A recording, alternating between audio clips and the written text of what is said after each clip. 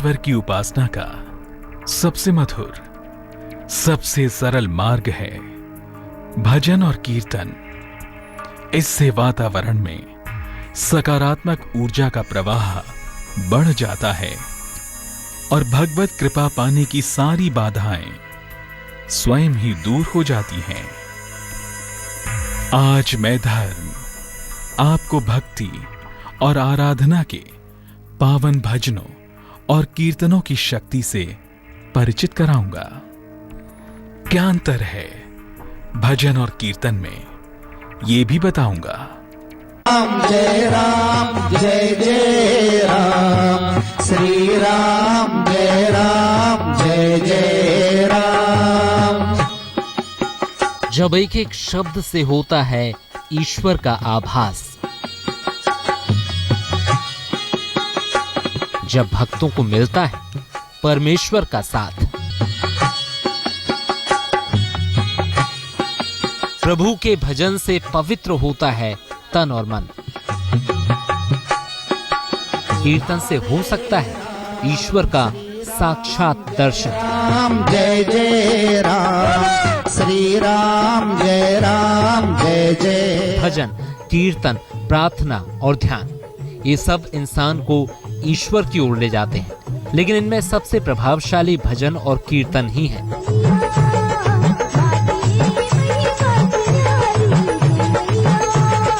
ज्योतिष के जानकारों की माने तो भजन और कीर्तन में अपार शक्ति होती है। जब प्रेम और भक्ति में डूबा एक इंसान प्रभु का भजन या कीर्तन करता है तो परमपिता परमेश्वर भी धरती पर आने को विवश हो जाते हैं।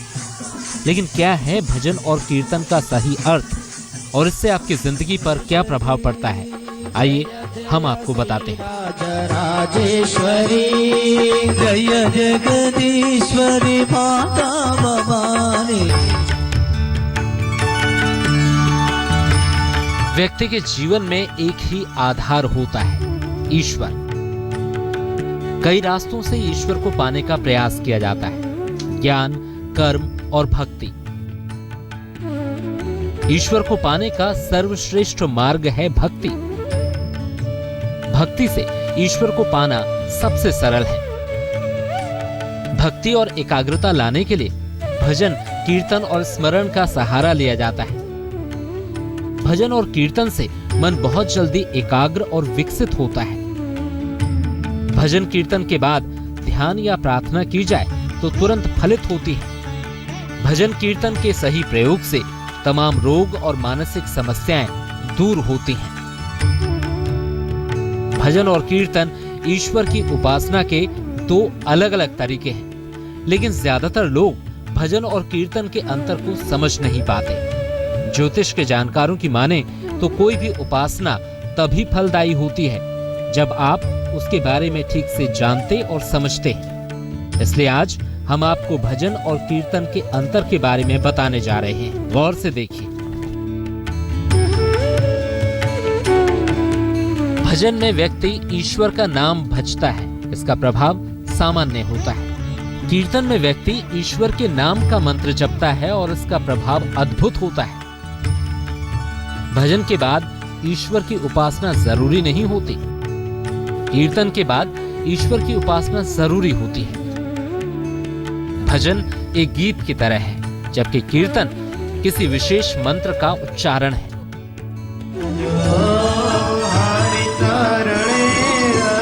ज्योतिर्विदों की माने तो सामूहिक प्रार्थना या उपासना का फल बहुत जल्दी मिलता है। इसीलिए हुआ था भजन और कीर्तन का जन्म। जब बहुत सारे लोग मिलकर एक ही मंत्र या पंक्ति का बार बार उच्चारण करते हैं तो ब्रह्मांड में एक विशेष प्रकार की ऊर्जा पैदा होती है जो आपको ईश्वर के और करीब ले जाती है। तो आइए जानते हैं कि क्या है भजन और कीर्तन की महिमा।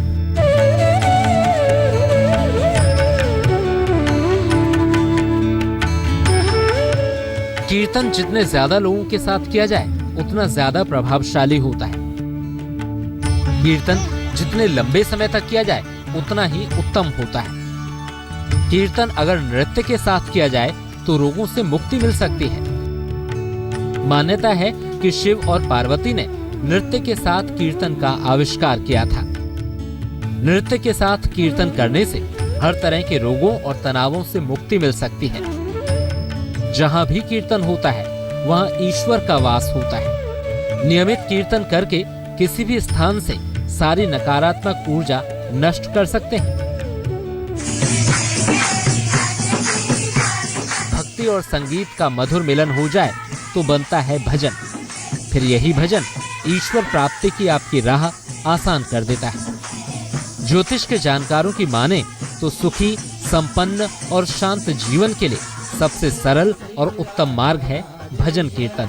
अगर आप उस परम शक्ति को करीब से महसूस करना चाहते हैं तो एक बार भजन और कीर्तन का हिस्सा जरूर बने।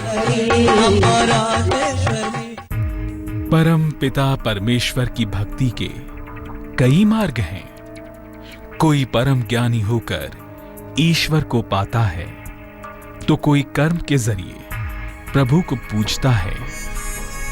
लेकिन इन सब से अलग भगवान की भक्ति भी एक रास्ता है ईश्वर की उपासना का।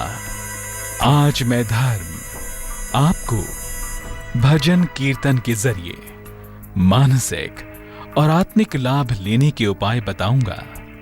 लेकिन इससे पहले आइए जान लेते हैं क्या कहती हैं आपकी राशियां।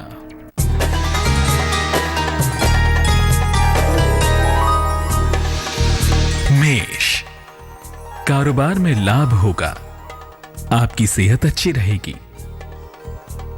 विदेश यात्रा का योग बनता दिखाई दे रहा है। शुभ रंग लाल। भाग्य 60%।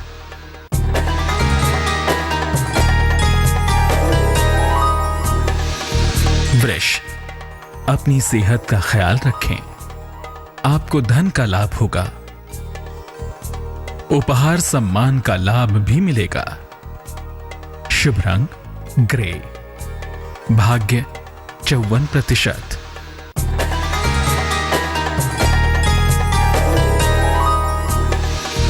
मिथुन, संपत्ति का चला आ रहा पुराना विवाद अब हल होगा। आपको आर्थिक लाभ होगा। वाहन सुख की प्राप्ति का योग बन रहा है। शुभ रंग बैंगनी। भाग्य 87%।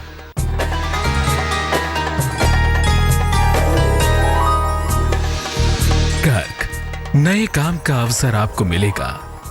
संतान प्राप्ति का भी योग है। मान सम्मान भी आपको मिलेगा। शुभ रंग सिल्वर। भाग्य 80%।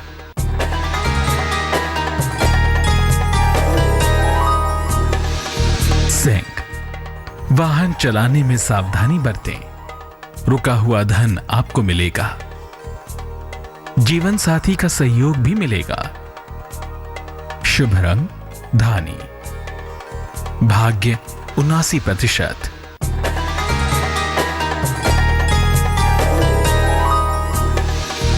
कन्या, संपत्ति का लाभ मिलेगा। किसी मनोरंजक यात्रा का योग बन रहा है। नए मित्र बनेंगे। शुभ रंग हरा। भाग्य 91%।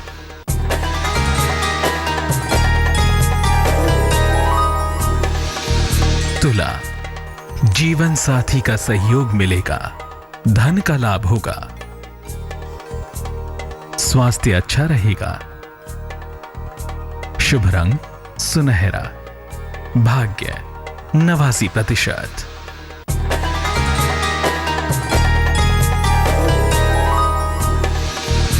वृश्चिक, नौकरी में परिवर्तन की संभावना है। नया कारोबार शुरू न करें। लंबी यात्रा का योग बन रहा है। शुभ रंग पीला। भाग्य 53%।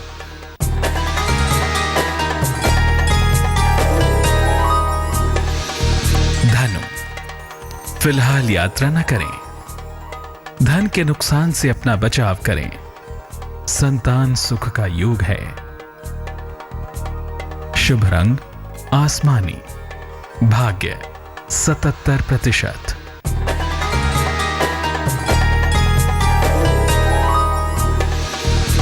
मकर, वाद विवाद से बचें, संतान पक्ष से आपको सुख मिलेगा।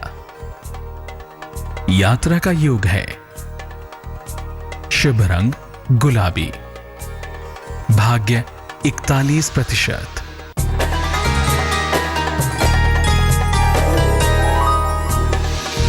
कुंभ, नौकरी में परिवर्तन होगा, परिवार में प्रसन्नता आएगी,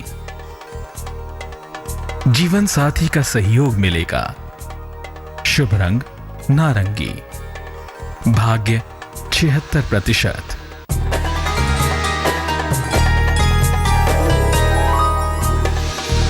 मीन, प्रेम संबंधों में सफलता मिलेगी, किसी प्रिय मित्र से आपकी मुलाकात होगी, अचानक आर्थिक लाभ होगा। शुभ रंग नीला। भाग्य 65%।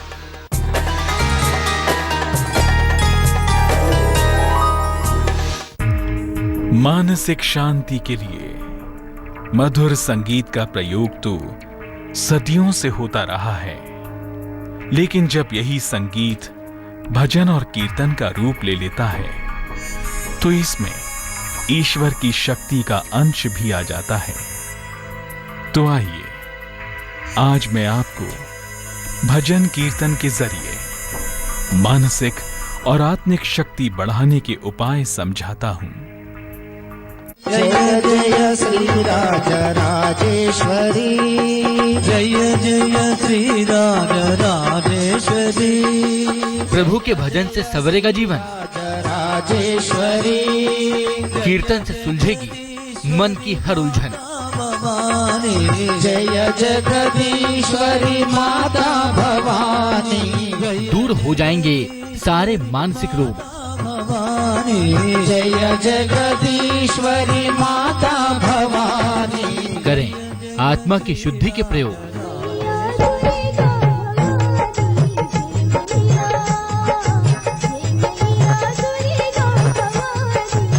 जिंदगी के उतार चढ़ावों से जूझते इंसान के लिए वरदान जैसा है कीर्तन।